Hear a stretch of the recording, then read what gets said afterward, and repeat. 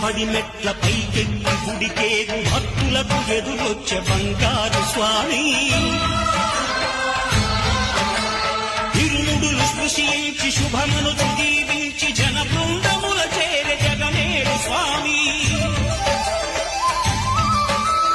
తన భక్తులను విల్చు తప్పులకు తడబడి ఒక పక్క ఒరిగెన ఓంకారమూర్తి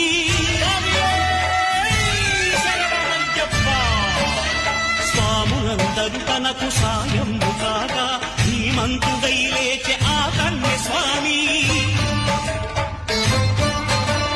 పట్టబంధము వీడి భక్తతతికై